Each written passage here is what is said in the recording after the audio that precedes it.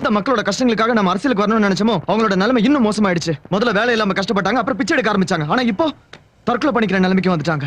அந்த பப்பு யாதவ் நம்ம மேல இருக்கிற கோவத்துல மக்களை கொடுமைப்படுத்த ஆரம்பிச்சிட்டான். கவர்மெண்ட் மக்களுக்காக ஒதுக்குன நிலத்துல ஏதோ கண் துடைப்புக்காக வீடு கட்ட ஆரம்பிச்சான். இப்போ அதை கூட பாதியிலேயே நிறுத்திட்டான். மக்களுக்கே நம்ம மேல வெறுப்பு வந்துருச்சு. ஏன்னா நம்ம எதுக்காக போராடுறோம்னு அவங்களுக்கு இன்னும் சரியா புரியலடா. நாம சிவில் டிஃபென்ஸ்ல சம்பாரிச்ச பேர் கூட இப்ப நாசமாயிடுச்சுடா. மக்கள் மத்தியில பேர் சம்பாதிக்கவோ பணம் சம்பாதிக்கவோ நாம இந்த அரசியல காலடி எடுத்து வைக்கல. நல்லது பண்ணுங்கிற ஒரே எண்ணத்துலதான். இதுக்கு இடைஞ்சலா யார் வந்தாலும் அதுல இருந்து நாம பின்வாங்க கூடாது. ஆனா முதல்ல நம்ம மேல சுமத்தப்பட்ட டெரரிஸ்ட்ங்கிற பழிய நீக்கணும். இதுக்கெல்லாம் காரணம் பப்பு யாதவ் தான் நாம சட்டப்படி நிரூபிக்கணும். அப்பதான் நம்ம அரசியலுக்கு வந்ததுக்கு அர்த்தம் இருக்கும். மக்களும் நம்மளை புரிஞ்சுப்பாங்க. அன்னைக்கு கேன்வாசிங்காக நாம வாடகைக்கு எடுத்த சுமோவோட ஓனர் யாருன்னு தெரிஞ்சுக்கிட்டா ஏதாவது ஒரு ஆதாரம் கிடைக்கும். ஏண்டா எப்படா இவ்வளவு நாள் இந்த பொண்ணை சமாளிச்ச? பயங்கர டார்ச்சரா இருக்கா? அவகிட்ட ரொம்ப ஜாக்கிரதையா இருக்கணும்.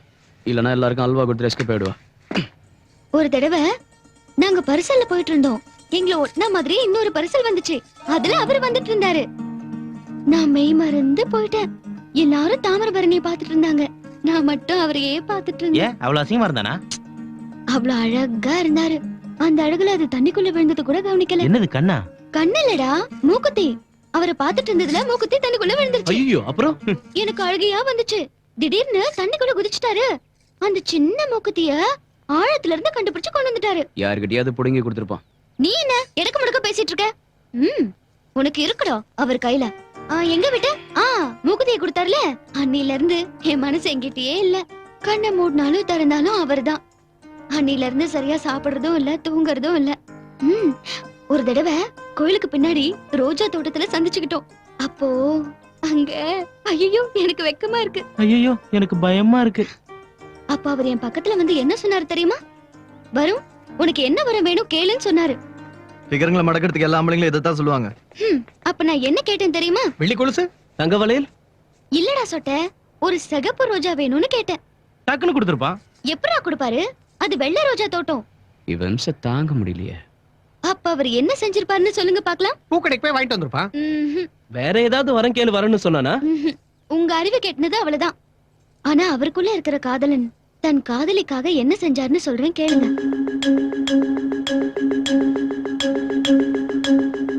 கைய வெட்டி ரத்தத்தால அந்த வெள்ளை ரோஜாவை சிகப்பு ரோஜாவை மாத்தி கொடுத்தாரு. யாரோட கைய?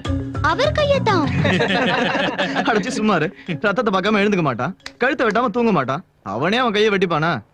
அவர் எப்பேற்பட்டவர்னு உங்களுக்கு தெரியாது. ஆஞ்சநேயர் மலையை தாங்கின மாதிரி வாழ்க்கை பூரா அவர் என்ன தாங்குவாரு? சுருக்கமா அவனை குரங்குன்னு சொல்லிட்ட. உங்களுக்கு புரியாது.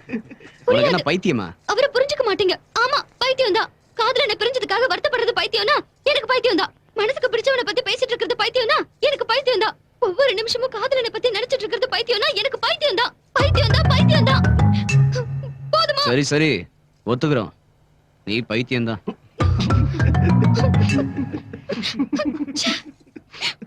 புனிதமான என் காதலை பத்தி உங்ககிட்ட சொன்னேன் பாரு.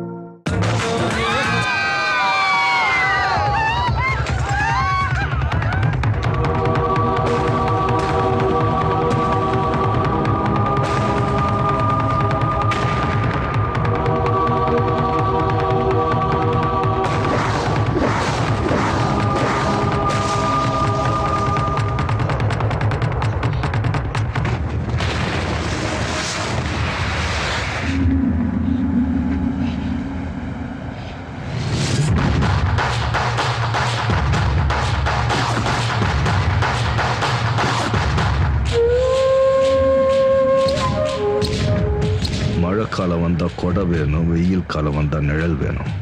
எந்த காலத்துல ஒருத்தனை போட்டுதல இந்த மொக்க ராசு வேணும்.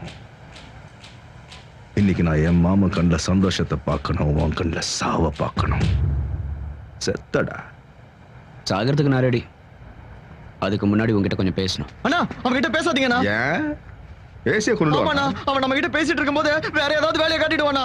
ஐயா நீங்க கொல்லு பாப்போம். சாகடிக்க மாட்டேன், சாவ உனக்கு அறிமுகப்படுத்துவேன். ஒரு நாளைக்கு லேப்ல எத்தனை பணத்தை பார்க்கும் தெரியுமா?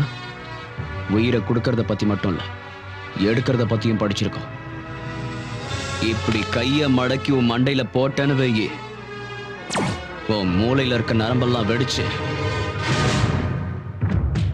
இன்ட்ரா செரிப்ரல் ப்ளீடிங் ஆகி உன் கண்ணு, கையு, காலு, கழுத்து, இடுப்பு, ஃபைனலா லேப் டெஸ்ட் கூட உன் போன உதவாது.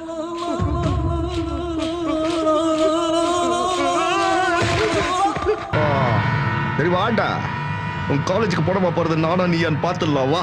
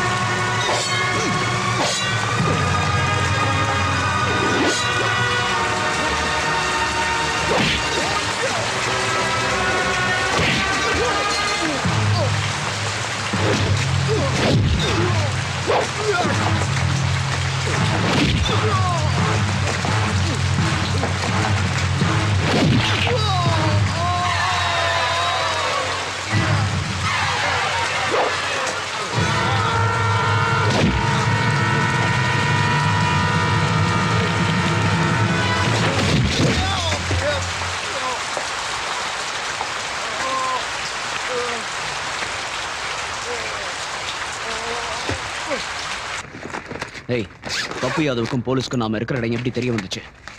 அதோட ஜெயில இருக்க வேண்டிய மொக்கராஸ் எப்படி வெளியே வந்தான்னு கண்டுபிடிங்க. மொக்கராசு விஷயத்தை எங்ககிட்ட விட்டுரு. போலீஸ் உன்னை எல்லா இடத்துலயும் தேடிட்டு இருக்கு. நீ பத்திரமா இரு. என்னை பத்தி கவலைப்படாதீங்க. நீங்க எல்லாரும் ஜாக்கிரதையா இருங்க. எப்பவுமே கான்டாக்ட்லயே இருங்க.